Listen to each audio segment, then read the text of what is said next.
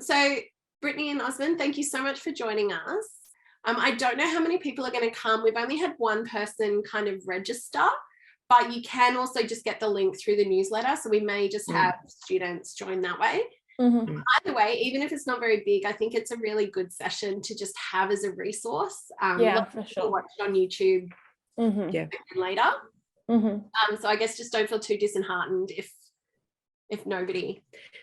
And actually, I was just looking at the old recordings, and like the range of views is like between, I think, 50 and 160 views. So there you go. If it helps one person, that's totally fine by me.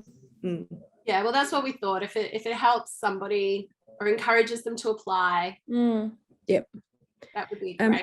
Laura, I was wondering if you wanted to actually share the screen from the page, the postgrad information page, not the information page, whichever it's called, on the TASA page. Right. It's just that I wanted to raise the whole thing of, you know, how we're going to talk about impact a little bit, and what you know, how do you think about impact sort of thing. They've got the Boyer model of scholarship, which is 4 points. And I think that would be helpful for people just to think about as they're thinking about impact. So that's on the website. So I was wondering if we could share that, just so that people know what we're talking about. So I've made you a co-host, so you should be able to share it. Okay. If you want. Otherwise, I'm like, if you wanted to do it while you were talking. Otherwise, I'm happy to share it. It just might be easier if you need to scroll or something. Yeah, no, that's right. And I'll be telling you to go down, and then you want to go up, because I always do it the wrong way. My kids get really mad at me about this. I'll say, can you just go down, and they go down. I'm like, no, the other way. Whichever way it is. Yeah. Like, I don't know, to the next bit. Yeah. Through. Exactly. Yeah, I'm sure it'll be fine. And then Erik sent a short video through. Excellent. I'll play later on, because he's in the field at the moment. Yep. So is he in New Zealand doing the study of the oil? He's in WA at the moment on a mining site. Like masculinity. Yeah, he's talked to me about that before. Great project. Yeah, it sounded, I mean, from the 1 minute video, it sounded really good. Which is good. Brittany, I believe that you were nominated. Yeah, so Steve nominated. Good if you can talk about that, I think. Well, I was thinking, so my plan is actually, I'm glad I can inspire you. My plan is to kind of say, as opposed to like advice for developing the application, more like what got me to this point, which is having a supervisor who was really invested in building my CV and trusted my ability to do the work when he hired me for all these jobs, and then saying yes to that work even if you have imposter syndrome, because that was a massive thing for me in the beginning of my PhD. I was like, I can't be on this, I don't know what I'm doing. But the point was that you're here for a reason. You're good at the research, and it's also a big part of developing skills. Like, I now have stakeholder engagement experience working with Vic Health extensively. Like, I could have said no just out of fear. And then I guess my third point is just taking an initiative once you're in those positions to really develop your skills. And that's how I won the award, essentially. And then I said, Steve, can you nominate me, please? And he went, all right. Yep. So does that work in terms of that kind of for advice? Me, it does. Laura's leading. Yeah, no, that sounds perfect. Yeah, it's more about advice to early PhD students, less about people applying, but I don't know. It's all helpful. Yeah, it is. And I think imposter syndrome can be a massive issue in academia. So definitely. I'm all about fighting that. I also have my award here if you want me to hold it up so people can see it. Yeah. Inspire them at the end. Yeah. I didn't know that we were going to get one. And so it just, because it was in lockdown, and just arrived in the mail, and I was like, I got it. Yeah. I actually didn't even know you got one either. I just saw on the website as I was preparing for this session, and I was like, you actually get something, like you get something, and just not put just on your desk, not just and be like, not just the title that you can put on your LinkedIn and your CV. Exactly. It's a bit just put finger marks all over it, but whatever. That's cool. That's all right. Yeah. All right. Well, it might just be us which is a bit all good. bit Let's depressing. read it as an online resource. Yeah. I was going to say, most of the ones I run seem to be very popular. This one, not so much. Everyone's already confident in their ability to win this award, which is great. Oh, wait. Oh, no, it's Richa. Like, we've got someone, but she's also on the committee. I know, Risha. Hey, girl. Hi, Richa. All right. Well, if we're all ready to go, are you right to start, Osmond? If we start? Yeah, happy to start. All right. Thank you. And thank you, everyone, for joining. All right. So for Roger, we're officially starting now for the recording purposes. All right. So welcome, everybody, to our session today. The TASA Thursday session is an information session about the Postgraduate Impact and Assessment, Impact and Engagement Award, which started in 2020. So we're fortunate enough today to have some of our previous winners with us. We've got Brittany Ralph, who was the winner in 2020, co-winner with Erik Denison. And in 2021, Osmond Chiu won the award. So we've got them here today to help us discuss the award, the benefits of it, and how we've succeeded or how it's helped them. We've also got Dorinda Hart with us, who's our postgraduate portfolio leader, who'll give us a bit of background and information on the award. So just before, or just as we start, I would like to acknowledge the traditional owners and their custodians of the lands on which we meet today, and pay my respects to their ancestors and their descendants. We recognise that they continue cultural and spiritual connections to country, and we recognise their valuable contributions to Australia and global society. So I'm joining today from Turrbal and Yagara country, which is actually a little bit contested, but generally acknowledged as lands for both the Yagara and Turrbal people. And if you'd like to share the lands that you're joining from, please feel free to do so, either when you begin to speak as part of the panel or in the chat. I also want to acknowledge that this event is happening in the middle of NIDOC week, which, although it's not a focus of this talk, I just wanted to raise that NIDOC week celebrates the history, culture and achievements of Aboriginal and Torres Strait Islander peoples. So a few housekeeping notes before we begin. This event is recorded and will be uploaded on YouTube and also be linked through the TASA website. So we do love seeing your faces, but if you would prefer your image not to be recorded, please feel free to turn your video off. We also ask that you keep your microphone muted during the session unless you're asking a question as part of the Q&A portion. We'll be hearing from members of the panel first, and then there'll be an opportunity to ask questions. So please feel free to pop questions in the chat as we go, or you can ask live during the Q&A portion, should some people come. Today, just to reiterate, my name is Laura. I am a member of the TASA Postgraduate Portfolio Committee. I'm a PhD candidate at the University of Queensland. So as I said, today we're talking about the Postgraduate Impact and Engagement Award, which is currently open for nominations. So first we'll hear from Dorinda, who's a PhD candidate at the University of Western Australia. And she's nearing the completion of her thesis, which is very exciting. Her research examines the exercise of agency of autonomous women towards abortion decisions, which is very topical at the moment, and with a particular focus on Perth women. She's the current TASA Postgraduate Portfolio leader and also the convener of the TASA Families and Relationships thematic group. As I mentioned before, 2020 had 2 winners. One of which was Brittany Ralph. Oh, I'm so sorry. I think I said it wrong before. Both Brittany and Osmond were the co-winners in 2020. And Erik, who was unable to join us today, is the winner in 2021. So Brittany is a doctoral researcher in the School of Social and Political Sciences at Monash University. Her thesis examines intergenerational change in Australian masculinities, and she's worked on a number of projects with the Victorian Health Promotion Foundation, including a study of men's risky drinking cultures and a multi-cohort evaluation of healthier masculinities programs. Osmond, who's also joined us today, is a Senior Policy and Research Officer at the Community and Public Sector Union. He's a decade of experience in policy roles in both the public sector and the trade union movement. He was a contributor to the book, What Happens Next? Reconstructing Australia After COVID-19, and he is currently completing a Master of Research at Macquarie University. We also have a short video, which I'll play later, from Erik Denison, who was our 2021 winner, but unable to join us today as he's in the field. Erik is a researcher with the Behavioural Science Laboratory in the School of Social Sciences at Monash University. He investigates the underlying causes of prejudicial behaviour in sport and is developing and testing programs to make sporting culture more inclusive. Prior to joining Monash, Erik was an award-winning investigative journalist focusing on health and science with the Canadian Broadcasting Corporation.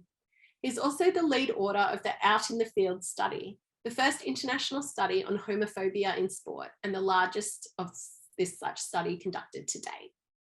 So thank you very much for joining us all today. I'd like to hand over now to Dorinda, who'll give us a bit of a background on the award and some information on how to apply. Hello, everyone. Yeah, I come from the Whadjuk Noongar lands in WA.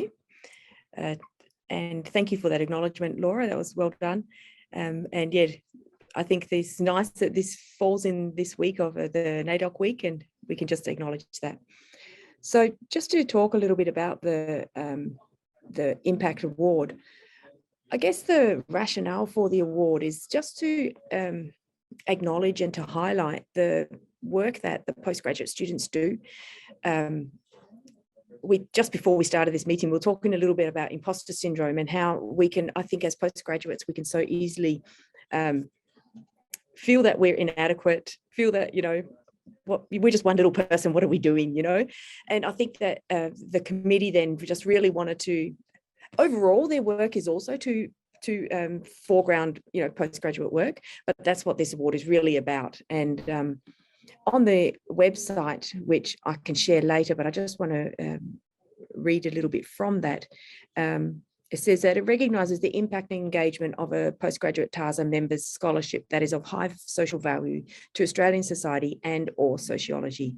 And just to highlight as well that this isn't only limited to publications. You know, we tend to think about impact publications or conference presentations, but it's not just that. It's also like, you know, contributions in teaching that postgraduates may have done, and community work and other non-traditional sort of engagements that, yeah, non-academic, I suppose, engagements that postgraduates have been involved in, and the impact that their work has on these different areas. So that's a little bit about the background to the award.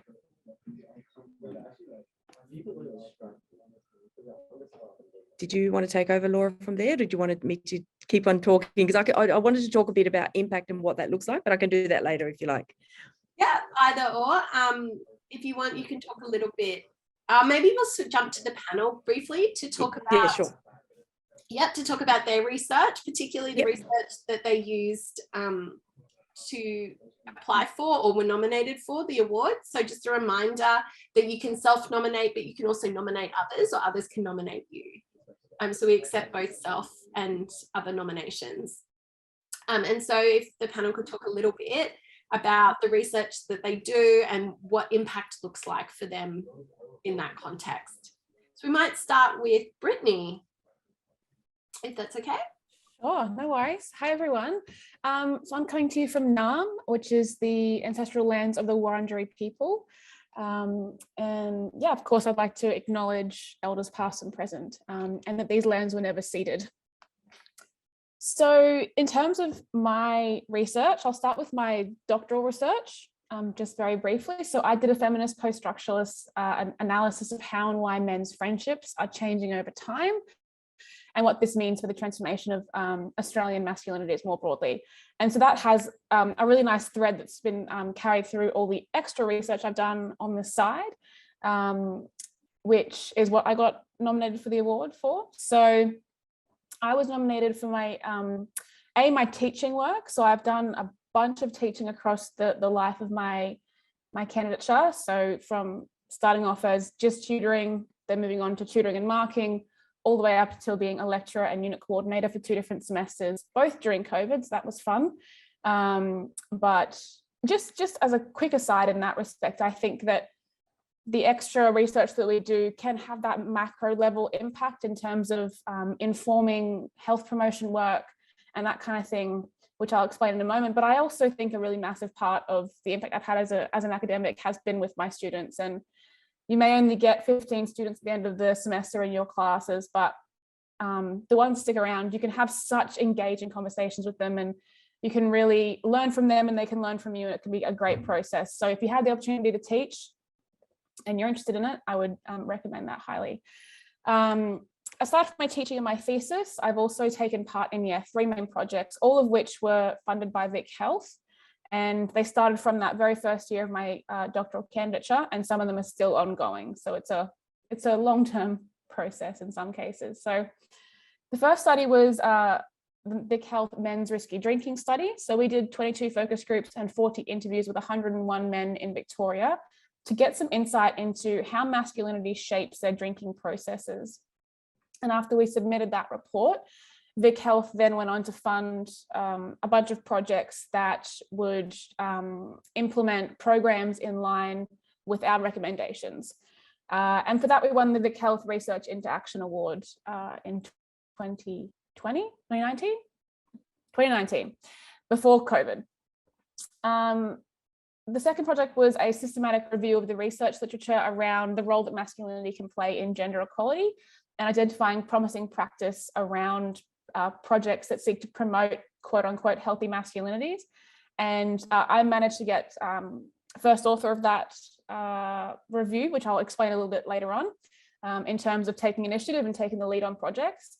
And this then led to the funding of a multi-partner evaluation project, also funded by Vic Health, where we actually did evaluations of all these programs that are coming out now that are promoting healthier masculinities. And I'm putting that in quotation marks for theoretical reasons, but that's what we're working on. So that's the one that's still ongoing today, and I'm actually working on the third report from that project at the moment.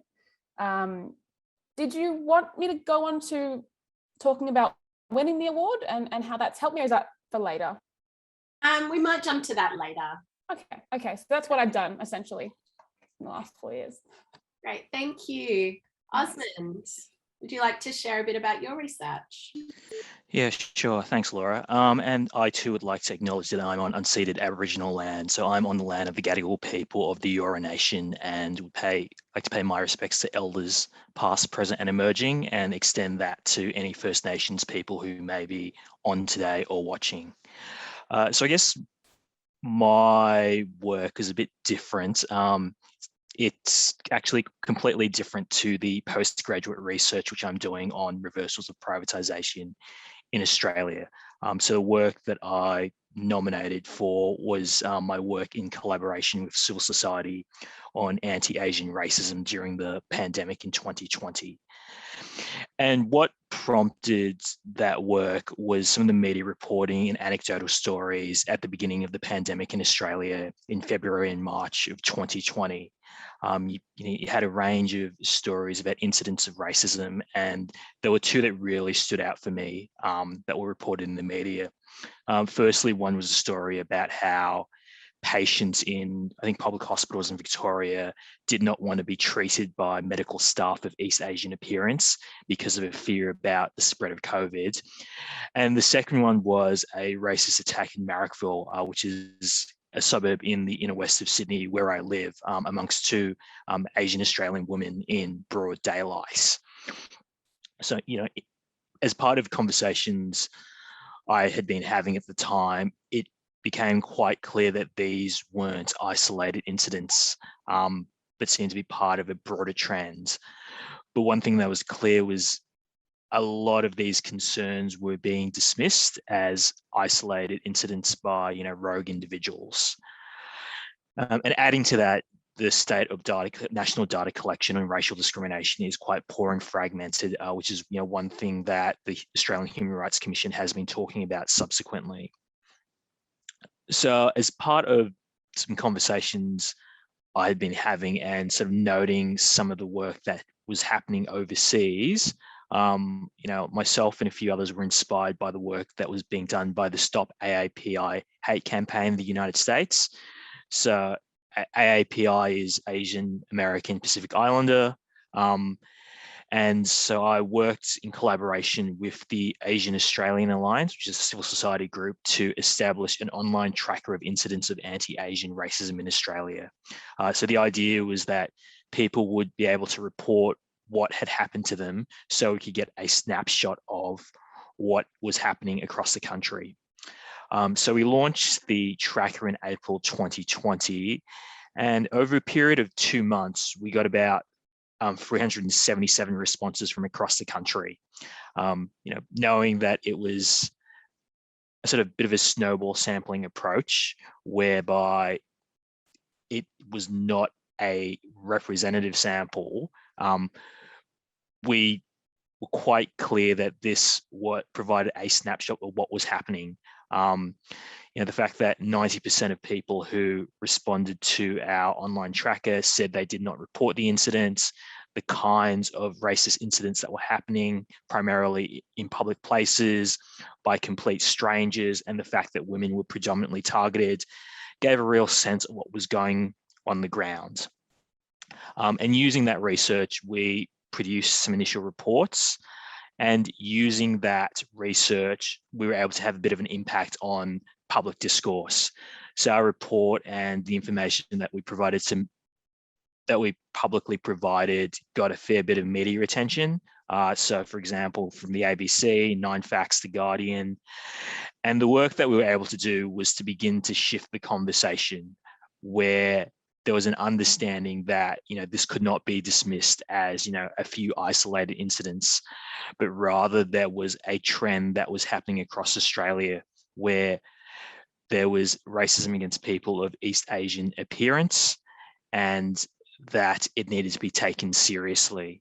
And subsequently, a lot of the things that we talked about were shown by reports done by the Lowy Institute and the Scanlon Foundation, highlighting significant anti-Asian and anti-Chinese racism.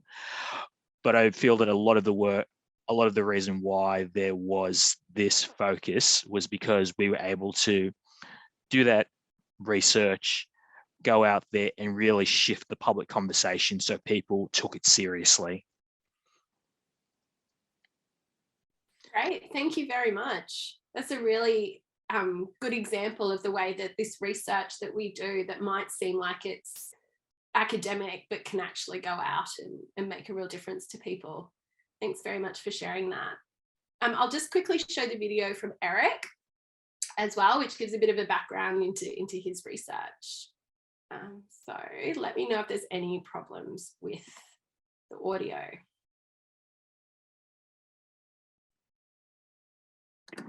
Hello there, TASA crew, and good luck on your applications. So I'm here up at a mining site in the Pilbara in Western Australia, and I'm actually using a lot of the information and data and approaches to addressing homophobic and sexist behavior in sport in our work with this mining company up here. So that's an example of how we've been really trying to drive change to behavior, and those are the kinds of things that's really important to emphasize in your application, where the research that you're doing is being used in the real world. We've often heard the idea of let's stop admiring the problems and start finding solutions. And we're really good at that because we have spent a lot of time identifying the problems. And I think now the next stage of our profession and our discipline is really using all our deep knowledge to find solutions. And that's what we're doing here in terms of the sexual assaults and sexual harassment and homophobic and sexist behavior, which are risk factors for those things, but also in sport. So in your application, be really clear about what your vision is, what you're trying to change in the world, how your research and how your data can be used by industry and by others. When I say industry, I also mean community organizations, charities, activists, how they can use the information that you're generating with your PhD to make the world better, fair, safer, more just and equal and equitable world, because that's really what we all want. So thank you to Erik for that. But that's probably a nice segue then into going back to you, Dorinda, to talk a little bit about what we mean by impact. Because we often talk about impact, or we assume that we have to create impact in these massive global changes, but we can also have impact in smaller ways that might not be as immediately visible. And that there's a real talent to being able to share and demonstrate how we can create that change. Okay, thanks for that, Laura. I'd like to actually take you to the webpage now. So I'm going to try share the screen. And okay, so I'm assuming you can see this? No? No, not yet. Oh, let me, oh, Brittany can. We can, I mean, yeah, it's all right, Dorinda. All good? All good. Yeah. Okay, so I'm going, oh, it does say it's sharing. All right, so this is the webpage where you got to go when you want to apply. Okay, but what I'd want to draw your attention to is this part down here, which says the Boyer model of scholarship. And talking about impact, I think this helps us just to think a little bit about how do you frame impact, right? Because, you know, some people are on projects which produce significant change. There's a you know, maybe there's some laws that have come into place because of the research. Or Osmond had a really good example in his story about change that occurred, very immediate and visible change, right?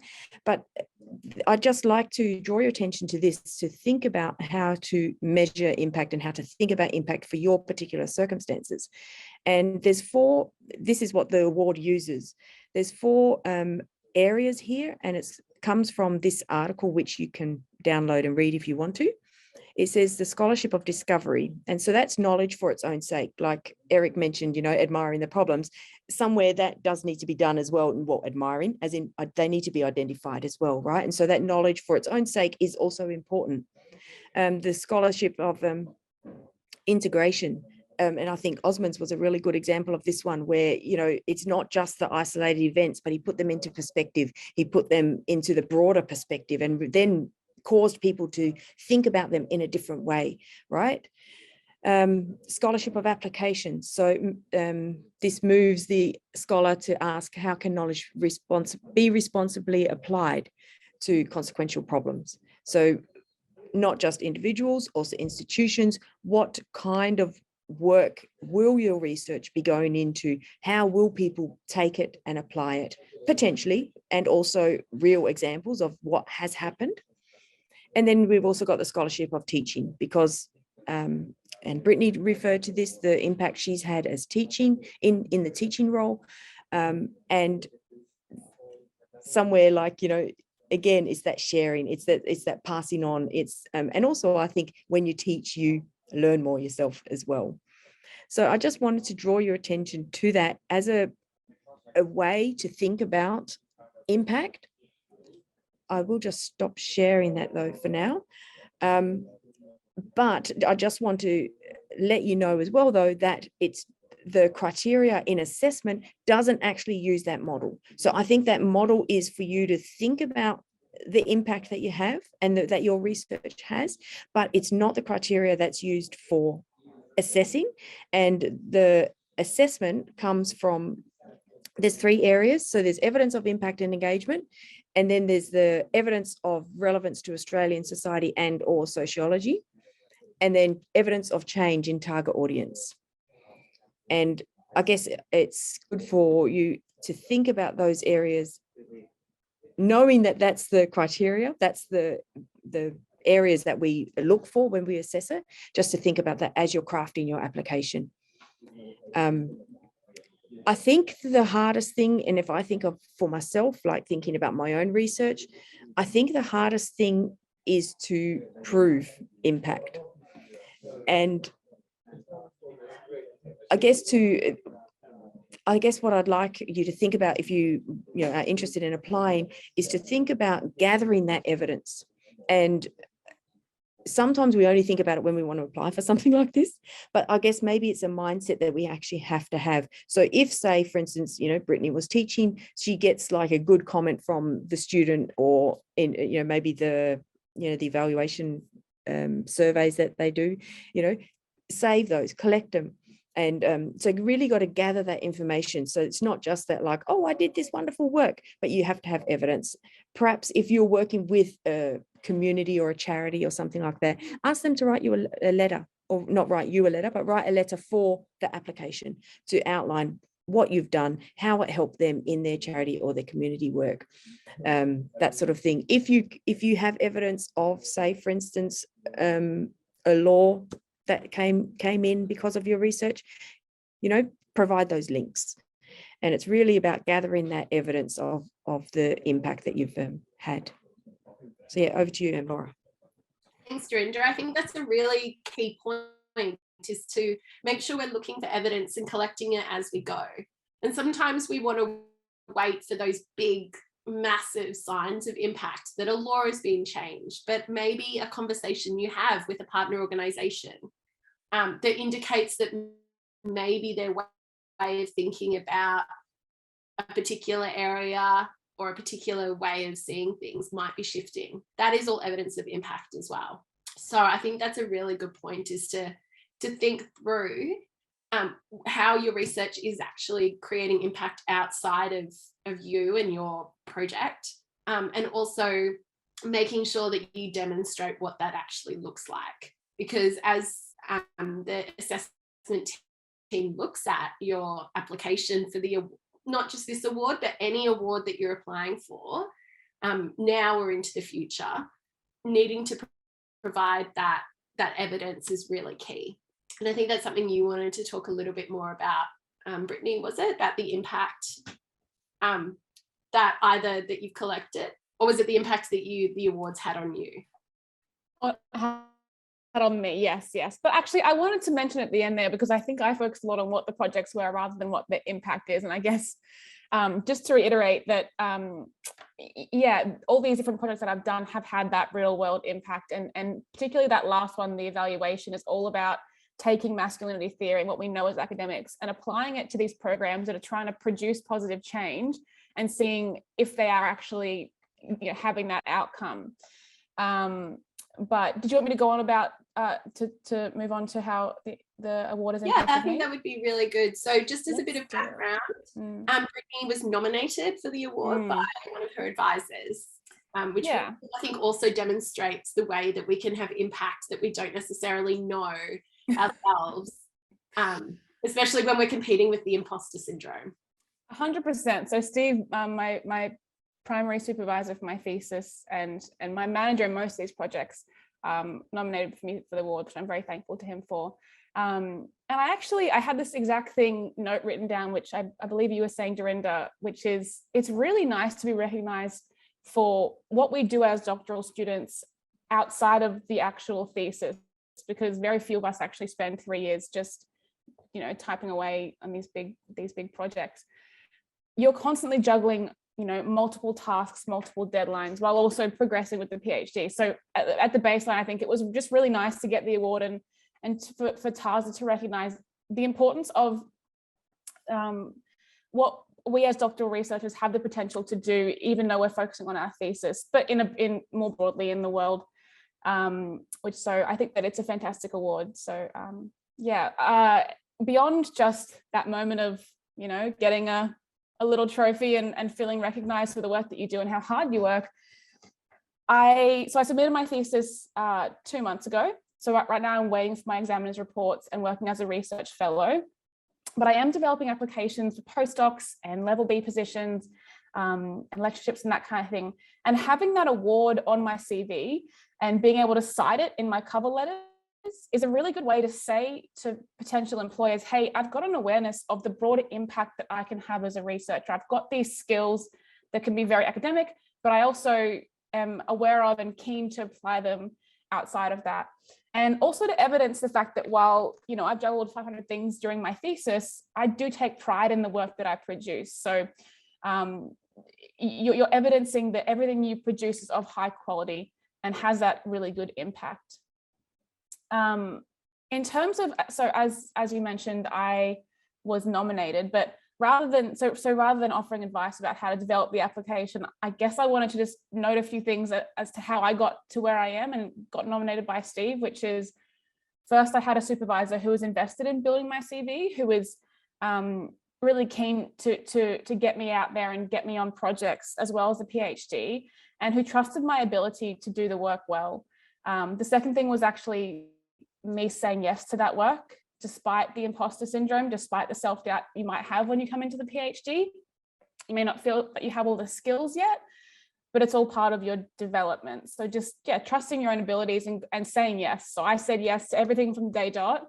Don't overwork yourself, but if I hadn't, I would not be anywhere close to where I am today. And then just once you're in those positions, take initiative. So when I first got hired for the men's risky drinking projects, I was a fresh PhD student, but there were moments in time where I can ask this question, or I can just do the thing that needs to get done and take initiative in the project. And I ended up becoming a sort of pseudo project manager for that, and which allowed me to become second author on the report, which has been great for my CV. And also it allowed me to be hired as a lead research assistant in the other projects. So I was able to demonstrate my skills. So say yes, and then work hard and take initiative. And maybe one day your supervisor will nominate you for this award. Thanks very much, Brittany. Osmond, did you want to talk a little bit about that as well, about how you put together your application, or if you needed to battle imposter syndrome? Maybe you didn't needed to battle imposter syndrome to nominate. Yeah, happy to talk about that. And while I did self-nominate, I only really did it after my thesis supervisor, Ben Spies-Butcher, suggested I do it. And I think also that the deadline had been extended as well. So I guess if it wasn't for those two factors, firstly, my supervisor suggesting I do it, I probably wouldn't have actually nominated myself, just because reflecting on the work I nominated for, I didn't initially think about that because it wasn't directly related to the research work that I was doing as part of my master's. So I think, the support from the supervisor is really important. And Ben also gave me feedback on my application, which I think is important as well, just because, quite often you can write and rewrite something and it makes sense in your head, but it's always good to get a second pair of eyes, and particularly from someone who knows you and knows the breadth of work that you do. Because I think Ben knew that while I was doing my thesis, I was also doing stuff in a range of other areas. And when I had thought about this application, I thought about, okay, I'm doing a few things outside of my research for my thesis. What should I actually put down? Because there are a few options. And, talking to him about it, he said, this is probably the best one to put forward. So be strategic in thinking about what you might want to put forward. In terms of its impact on me, I've sort of used and cited the award in some other things I've applied for. So, for example, last year I was recognised as one of the 40 most influential Asian Australians under 40 by the Asian Australian Leadership Awards, and as part of my application, I cited the award and also the research that I had done to get that award. So there are a lot of things opportunities that open up from getting this award that may not be in the traditional academic field as well. Great, thank you. It sounds like the award, there's some key things coming through. Sorry, just give me a moment. Okay, I'll be out in a minute, Ollie. Can you go to Daddy? So there's a few.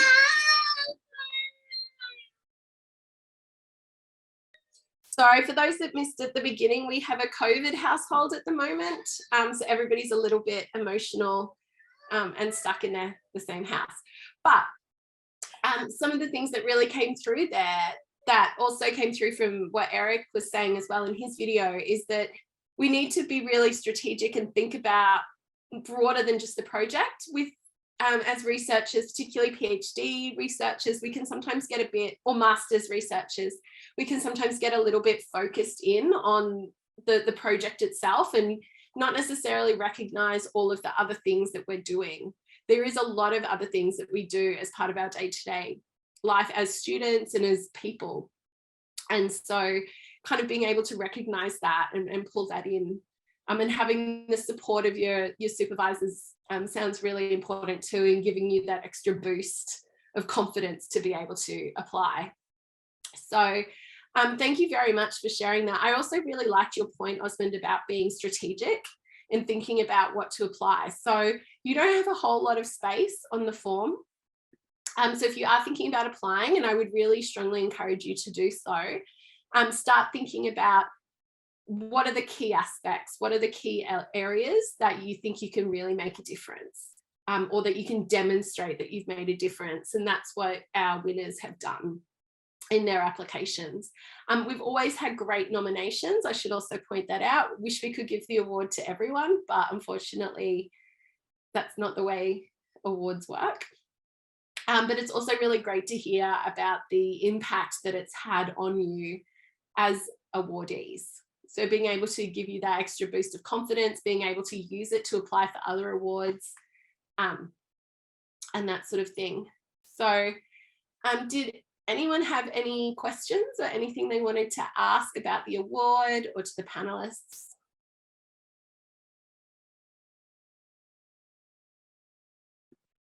No. You can always contact us. Oh, Dorinda, do you have a question? No, I was actually wondering if you wanted to just talk a little bit about the application process. If you go to the website, it does tell you there what exactly you've got to have in it in your applications. I don't know if you want to just talk about that a bit. Yeah, if there's no further questions, we can definitely jump to talking about what the award, how to actually apply for the award. So I'll share the screen. I think everybody's got the link, but if you don't have the link, all the information about the award is on the website. Let me just share this. Sorry. My Zoom seems to have updated itself and then changed all the settings. Everything's moved. Apparently it now opens in multiple windows, which is why I couldn't see you sharing the screen before, Dorinda. Oh, okay. Apparently that's a thing it does now.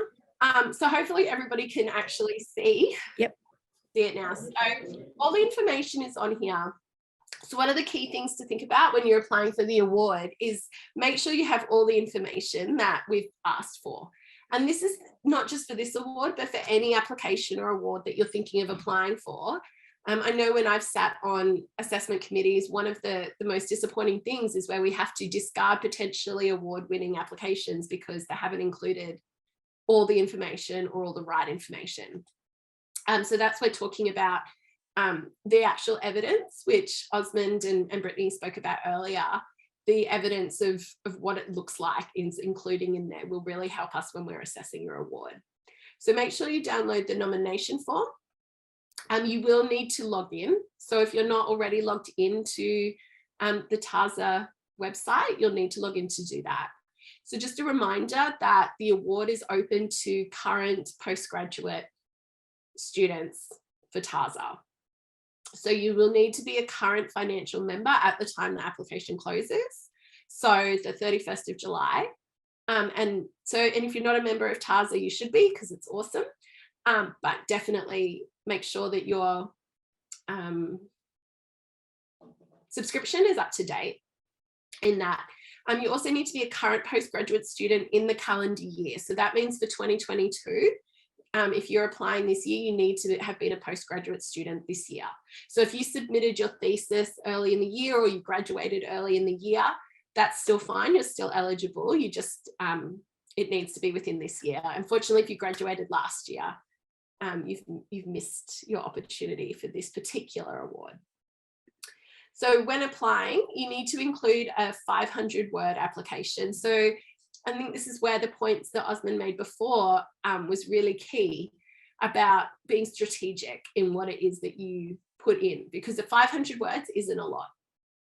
So really thinking about what it is that you want to use to help demonstrate your contribution to society beyond just the academy, beyond publishing in academic journals. So who exactly has been impacted or engaged? How have they been impacted, and where does that extend? Recognizing that that impact doesn't have to necessarily be global. It can be, you know, to your students, as Brittany spoke about, you can have that kind of impact just within the students that you teach, who are then going to go out and be practitioners. So that will have impact.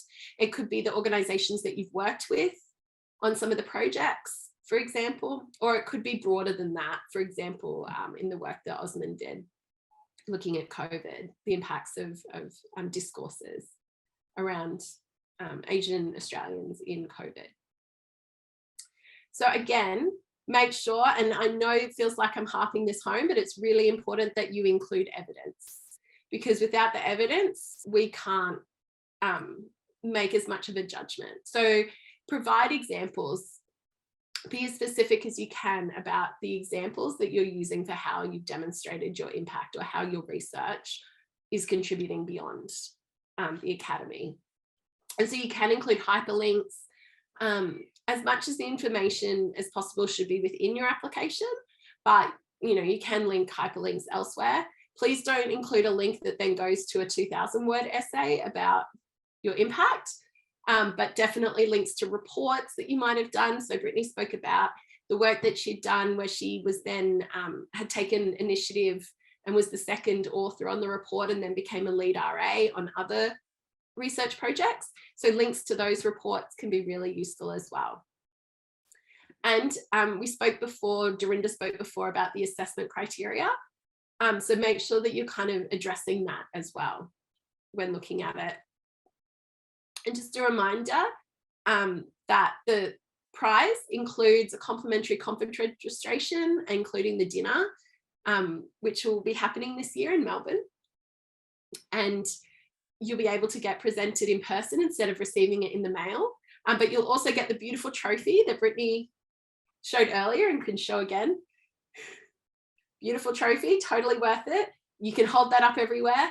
And you also get, you know, a certificate as well as the kudos of being able to acknowledge it and mention it everywhere. You also get your name promoted within the TASA community as somebody who has that kind of impact. So remember to submit the official nomination form by the 31st of July. So that's coming up in a few weeks. So if you have any more questions about the award while you're developing the application, you can contact the TASA. Oh, what have I done now? I'm sorry. You can contact the Postgraduate Committee to ask any questions, or I'm sure the panel will be happy to answer any questions you have now. Does anyone have any other questions about the award or anything else they wanted to share?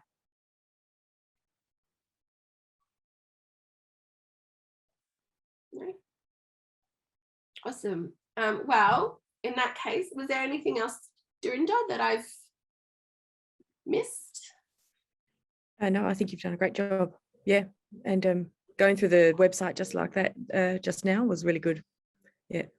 Yeah, so make sure you have a good look at that if you're thinking of applying. If you're unsure about whether to apply or not, apply. Basically. Absolutely.